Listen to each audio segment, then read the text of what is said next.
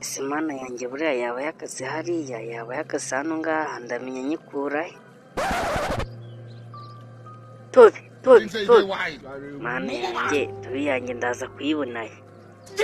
Se uriya mwana kari kwikaruma ngo Tobi buriya yaba yabaye ikira, hari icyo yabuze ko ndi kubona ari kubungira mwari n'ishyamba.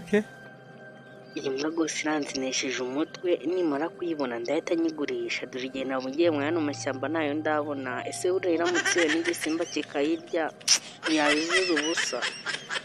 Niko sha, yewe mwana, uwo mwana ntabwo yumva. Niko peti. Turashize none. Yavuna ibiti mu matwi cyangwa? Tobi. Ariko mana yanjye, Tobi yanjye buriya iravaye. Yewe mwerega ndi hano ngaha. Mwana kari guhamagara Tobi buriya sinjye yaba ari guhamagara. Ndi hano. Ni Tobi siri kwitaba, kandi be uriya muntu umanza ari we waba uyifite. Uraho meze neza. Yego meze neza mwana wa, amakuru yawe se undi kuntu uri kubunga mwari n'ishyamba nkaho hari ikintu wabuze.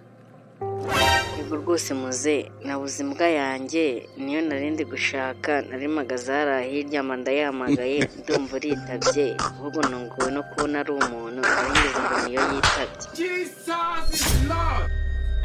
Ahubwo nunguwe no kukubona, isi nkeka ko imbwa yanjye yahindutse igini. Ese uri Tobi ngo dutahe? Turashize none.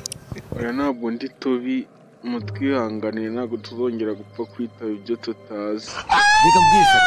Reka mbwire ngenda kubwiye Satani ni ibiremwa by'Imana yashyizeho, ibaha imbaraga.